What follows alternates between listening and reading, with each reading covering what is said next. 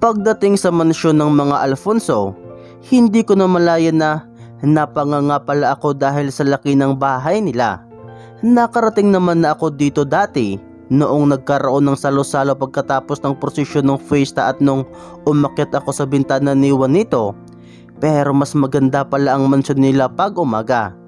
Hindi ko kasi masyado na-appreciate yung ganda at laki ng mansyon nila dahil sobrang naninibago pa ako mabuhay sa panahong to noon. Sakto namang tanghalian na, kaya mga ulam at karne ang inihanda nila. Hindi naman ako makakain ng maayos kasi nasa tapat ko lang si Juanito na kanina patingin ng tingin. Gosh!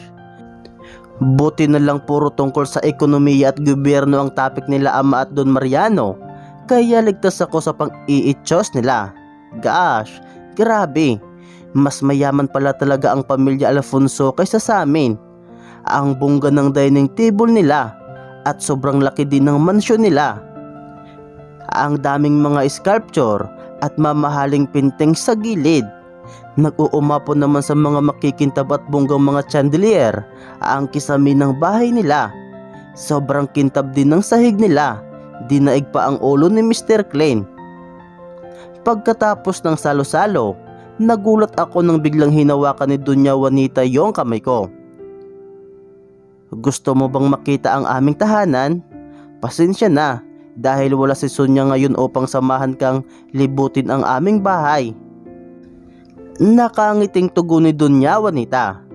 Oo nga pala, nasa Maynila na nakatira si Sonia at ang kanyang asawa na si Ignacio Corpos. Huwag kang mag-alala, alam mo ba labis din ang iyak at lungkot ni Sonia noong araw na inihatid na namin siya sa magiging tahanan nila ni Ignacio sa Manila. Ngunit masaya naman kami dahil magkakaroon na siya ng pamilya.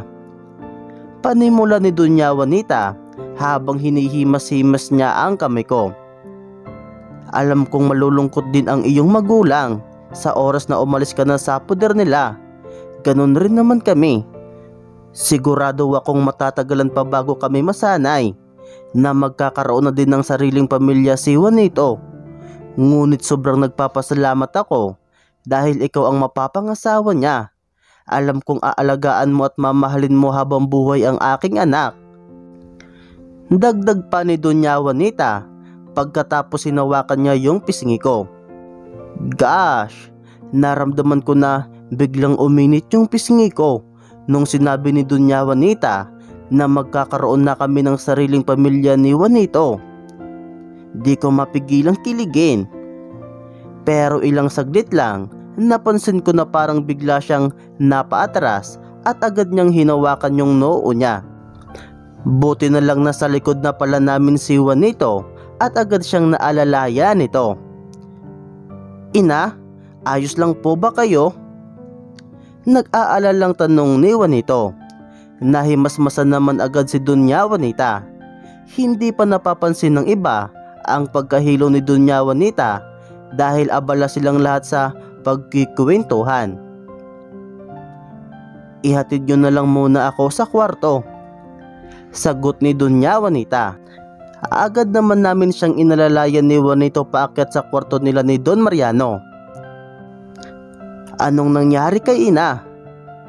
Habol ni Sergio at nasa tabi niya si Angelito. Napatigil naman kami sa pag-akyat sa hagdan at napalingon sa kanya. Anak, kailangan ko lang ng pahinga. Huwag mo na munang sabihin sa iyong ama dahil ayokong mag-alala pa siya. Lalo na ngayon, importanteng asikasuhin natin ang ating panauhin. Sabi ni Doña Juanita kay Sergio at napatingin sa akin si Doña Juanita. Binibini, huwag mo na lang muna sabihin sa iyong pamilya, baka masira ang kasiyahan nila sa ibaba. Sa oras na malaman nila na masama ang pakiramdam ko ngayon. Sabi pa ni Doña Juanita.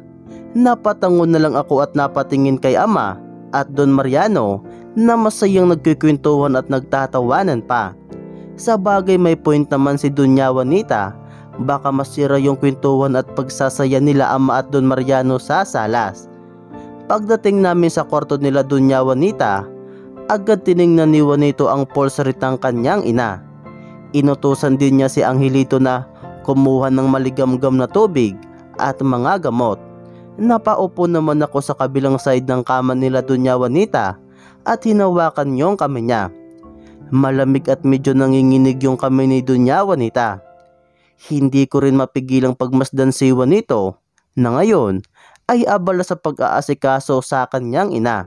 My gosh, sobrang maasikaso niya at bakas na bakas sa mukha niya na nag-aalala talaga siya sa nanay niya. Sobrang nakakalambot ng puso makita ang isang lalaking tulad niya na todo alaga sa nanay niya.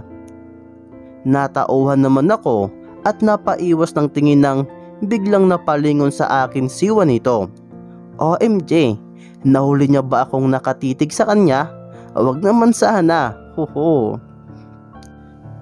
Ilang sandali lang, nahimasmasan na si Doña Juanita at nakatulog na siya nang mapainom na ni Juanito ng gamot. Mahina ang puso ni ina kung kaya't hindi siya maaring magpagod. Marahil ay napagod siya sa paghahanda sa pagdating ko. Tugon ni Juanito. Dumating na rin si Angelito at may dala-dala na itong maligamgam na tubig na nakalagay sa malaking lalagyan. Kaya nga sinabihan na namin siya ni Kuya Sergio na huwag nang magluto at ipaubayan na iyon sa mga tagaluto. Ngunit mapilit si ina dahil gusto niyang siya ang magluto ng paborito mong ulam. Ilang araw na rin siyang hindi makatulog dahil sa sobrang pananabik na makita ka muli. Tugon naman ni Angelito. Baka sa mukha ni Juanito ang sobrang pag-aalala sa kalagayan ng nanay niya. Sobrang mahal talaga niya ang nanay niya. Oo nga pala, Binibining Carmelita, nais kang ipasyal ni ina sa aming tahanan, di ba? Tanong ni Angelito. Napatingin naman si Juanito. Ako na lang ang magpapasyal sa iyo. Dagdag pa niya. Tapos nagulat ako nang bigla siyang lumapit sa akin at bumulong. Binibini, nasaan nga pala si Teresita? Bulong niya. Bigla naman nanlaki yung mga mata ko at napangiti ng todo. Oh my gosh, sinasabi ko na nga ba may crush siya kay Teresita. Napatigil naman kami sa pagtawa ni Angelito nang biglang magsalita si Juanito. Anong pinagkakatuwaan nyo dyan? Seryoso niyang tanong. Sasabihin ko sana na crush ni Angelito si Teresita, kaya lang pinigilan ako ni Angelito. Wala po Kuya Juanito. Nakayuko niyang sagot. Mukhang nahihiya siya at nagbablush pa. Kung sa bagay na bagay naman talaga sila ni Teresita. Angelito, bantayan mo si ina. Ako na lang ang magpapasyal kay Binibining Carmelita. Tugon ni Juanito sabay tayo. Pero hindi na natapos ni Angelito yung reklamo niya. Kasi bigla nang hinawakan ni Juanito yung wrist ko at hinila ako papalabas. Napalingon naman ako kay Angelito at sininyasya na siya na nasa kalisa si Teresita at hinihintay kami. Tika, sandali lang. Saan ba tayo pupunta? Reklamo ko kay Juanito na ang bilis maglakad ngayon habang hila-hila ako. Oh my gosh, marami kaming dinaanan na pasikot-sikot na hallway at hindi ko matandaan kung paano bumalik. Nagulat ako nung pagbukas ni Juanito doon sa isang pinto. Bumungad sa harapan namin ang lawan ng luha. Wow, seryoso? Paano nangyari yon? Bakit nasa lawan na ng luha tayo? Gulat kong tanong at kinusot-kusot ko pa yung mga mata ko para masigurado ko na hindi lang ako naduduling. Tika, may magic ba yung door nila? Ito ang pinakadulo ng lawan ng luha at kadugtong na nito ang karagatan. Sagot ni Juanito sabay turo sa karagatan na natatanaw namin ngayon. So ibig sabihin, malapit lang yung bahay namin. Kasi kadugtong din ng lawan ng luha ang likod ng mansyon ni Juanito. Nagpalingon-lingon ako at nakita ko nga yung bahay namin sa kabilang dulo. Yun yung bahay namin. Sabi ko sabay turo ng isa pang malaking mansyon sa di kalayuan. OMG, hindi ko akalain na 1 league away lang pala ako kay Juanito. Medyo malayo yung bahay namin, pero natatanaw naman mula dito. Mamayang gabi kakaway ako sa bintana ng kwarto ko Dapat kumaway ka din pabalik kapag nakita mo ko. Sabi ko pa tapos nag-thumbs up ako sa kanya, pero nagulat ako kasi di siya nag-thumbs up pabalik at nakatingin lang siya ng diretso sa akin. Awkward. Nakalimutan mo ba yung ibig sabihin nito? Tanong ko pa sa kanya, sabay thumbs up ulit, pero di pa rin siya kumibo. My gosh, anong ginawa mo, Carmela? May sinabi ka bang mali? Juanito, ayos ka lang? Hindi ko na natapos yung sasabihin ko kasi bigla siyang nagsalita. Bakit parang pakiramdam ko iniiwasan mo ako sa barko noong mga nakaraang araw? Bakit hindi mo rin ako pinapansin kanina? Pagkatapos may gana ka pang makipagtawanan kay Angelito, samantalang ako, hindi mo man lang matingnan ng diretso sa mata. Reklamo niya. Napalunok na lang ako. Gosh, nahalata pala niya na iniiwasan ko siya. Ha? Paano mo naman nasabi na iniiwasan kita? Na nagkataon lang na nahihilo ako sa barko at pagod din ako sa biyahe, kaya wala akong gana kanina. Palusot ko na lang. Shucks, bakit ako nauutal? Sandali naman kaming napatahimik. Medyo nag-feed naman yung nakakunot niyang noo kanina. Kumuha naman siya ng bato at inihagis iyon sa lawa. Nakatatlong hagis na siya ng bato bago ako nagkaroon ng lakas ng loob magsalita. Baka hinahanap na ako nila ina. Babalik na ako sa loob. Tika, paano nga ba bumalik doon? Hindi ko na natapos yung sasabihin ko kasi bigla niyang hinawakan yung wrist ko. Sandali lang. Panimula niya.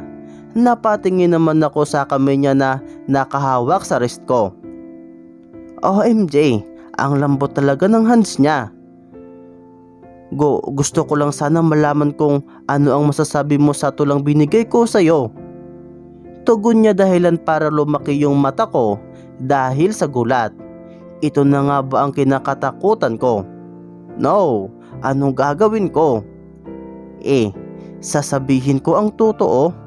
B, magsisinungaling ako. C, mahihimatay ako ngayon. Letter C na lang. Maghihimatay-himatayan sana ako, kaso bigla bumaba yung kamay niya at nakahawak na siya ngayon sa kamay ko dahilan para mabalot ng kuryente ang buong katawan ko. Binibini? Gosh, natulala lang ako sa kanya at hindi nakapagsalita agad. Tinawag niya pa ulit yung pangalan ko dahilan para matauhan na ako. Ha?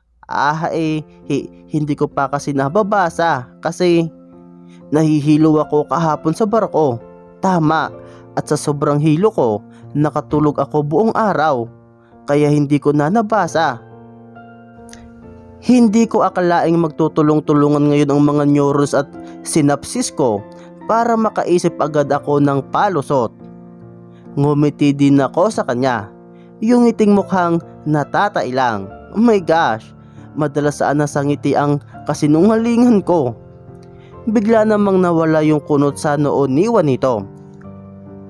Kamusta naman ang pakiramdam mo ngayon? Nahihilo ka pa rin ba? Tanong niya sabay hawak sa noo ko. Bigla naman akong napaatras dahil sa kaba. OMG, baka marinig niya yung kabog ng puso ko. Oo naman, maayos na ang pakiramdam ko. Huwag kang mag-alala, babasahin ko agad yung tula mo mamayang gabi. Sabi ko sabay thumbs up. Napangiti naman si Juanito. Ibig ba sabihin nito, hindi na siya galit? Basta huwag mong pababayaan ang kalusugan mo. Tanging hiling ko lang na palaging nasa mabuti kang kalagayan. Nakangiti niyang sabi sabay thumbs up din. Oh my goodness, feel ko naririnig na niya ngayon yung tibok ng puso ko.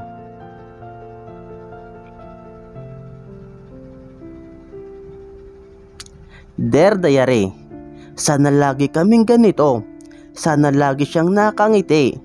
Dahil magmula nang mapunta ako sa panahong ito, tanging ang mga ngiti niya ang nagpapangiti sa puso ko.